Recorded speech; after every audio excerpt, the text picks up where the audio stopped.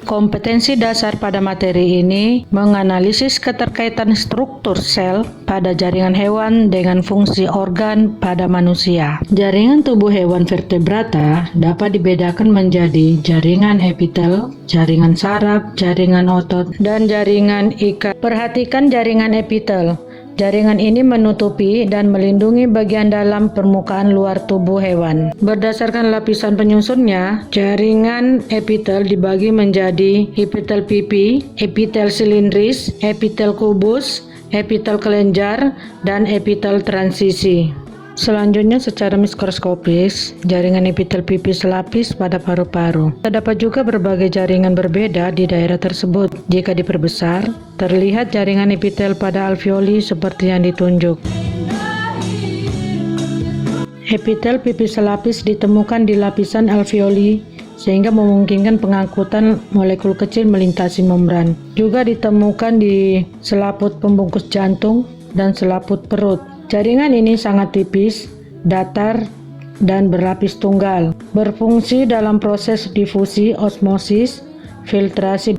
Epitel pipi berlapis banyak melindungi organ dari gesekan dan ditemukan di dalam kulit rongga mulut, rongga hidung, esofagus, telapak kaki, dan vagina. Epitel silindris bersifat impermeabel terhadap bakteri yang ikut tertelan, tapi permeabel terhadap ion apapun yang diperlukan. Jaringan ini tinggi. Letaknya di kelenjar pencernaan, jonjot usus, kantung empedu, lambung, dan usus. Berfungsi untuk penyerapan nutrisi di usus dan sekresi. Tipe silindris berlapis banyak terdapat pada jaringan epitelium laring, faring, trakea, dan kelenjar ludah. Juga berfungsi sebagai sekresi serta pelindung. Jaringan epitel kubus selapis membantu dalam penyerapan dan memberikan dukungan mekanik. Jaringan ini membentuk lapisan tubulus ginjal dan saluran kelenjar ludah. Jaringan kubus berlapis banyak tersusun lebih dari satu lapis sel yang berbentuk kubus terdapat pada epitelium folikel ovarium, permukaan ovarium, testis, saluran kelenjar minyak. Jaringan epitel transisi dapat berubah dan berfungsi mengembangkan dan meregangkan organ kemih saat penampungan urin. Epitel ini terletak pada kandung kemih, uretra, dan ureter. Jaringan epitel kelenjar berperan dalam sekresi senyawa terbagi menjadi dua, kelenjar endokrin yang menghasilkan hormon, dan kelenjar eksokrin membantu dalam metabolisme seperti keringat, serta komunikasi yaitu feromon. Jenis jaringan berikutnya adalah jaringan saraf. Jaringan saraf terdapat paling banyak pada susunan saraf pusat, yakni pada otak dan medula spinalis. Sisanya pada susunan saraf tepi. Jaringan saraf berfungsi menghimpun rangsangan dari lingkungan dan mengubahnya menjadi impuls saraf dan meneruskan impuls saraf ke penterjemah. Jaringan saraf yang terdiri dari sel saraf atau neuron yang memiliki badan sel dan mengandung inti. Badan sel memanjang dan membentuk bagian sel khusus yang disebut dengan dendrit dan akson. Berdasarkan fungsinya, neuron dibedakan menjadi neuron sensorik yang menerima sinyal dari lingkungan dan neuron motorik yang mengirimkan sinyal dari saraf pusat menuju organ. Bagian sel saraf ini adalah sel-sel saraf yang membantu Anda menarik tangan Anda ketika Anda menyentuh duri. Bagaimana hal ini terjadi? Sel-sel saraf membawa pesan yang artinya dendrit membawa sinyal ke badan sel dan akson mengirimkan informasi ke dendrit sel yang lain. Impuls saraf ini memungkinkan untuk menggerakkan otot-otot kita ketika menginginkannya. Sepanjang hidup, sel saraf tidak dapat melakukan pembelahan atau regenerasi, tetapi dapat pulih kembali sesudah mengalami cedera pada tingkat tertentu. Seperti namanya, fungsi jaringan ikat adalah untuk mengikat atau menyokong antar jaringan atau antar organ. Jaringan ikat disusun oleh berbagai sel, serabut, atau serat. Penyusun berupa serabut atau serat yaitu serat kolagen, putih, kuat, kelenturan yang rendah dengan daya regang yang tinggi.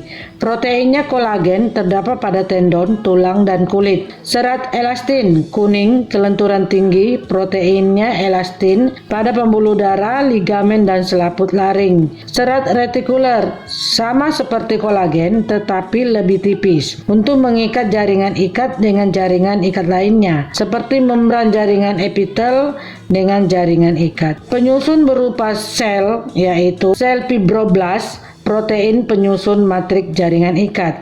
Sel lemak merupakan cadangan makanan, sel plasma penghasil antibodi, sel makrofag melakukan fagosit terhadap benda asing, dan sel tiang menghasilkan heparin dan histamin. Jaringan ikat yang mengikat dan mendukung bagian tubuh serta mengangkut bahan-bahan.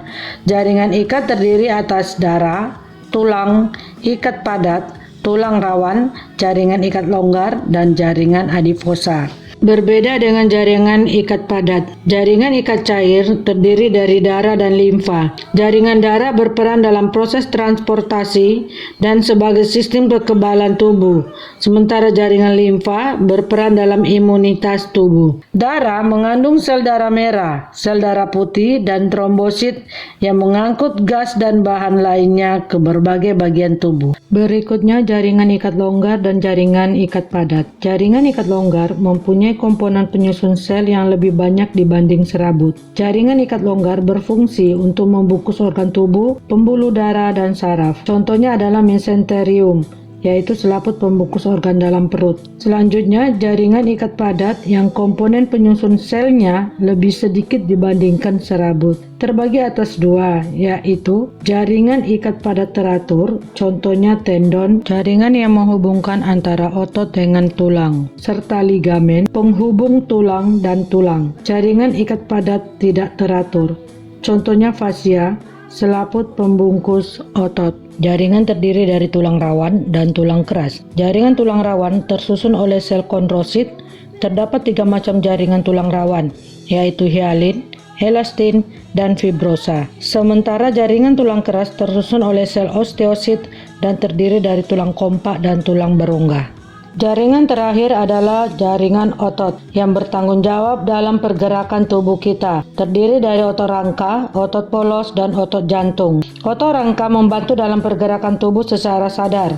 Otot ini tersusun atas serat-serat panjang dengan bagian terang dan gelap yang berselang-seling, sehingga otot rangka disebut otot lurik. Sel otot polos memberikan gerakan tidak sadar seperti kontraksi dinding usus. Otot ini mengisi bagian dinding usus, sel otot polos di usus, dan pembuluh darah, kandung kemih, dan rahim. Otot polos berbentuk gelendong, datar pada kedua ujungnya, dan melebar di tengah. Otot jantung bekerja secara tidak sadar yang berkontraksi dan relaksasi sepanjang hidup kita.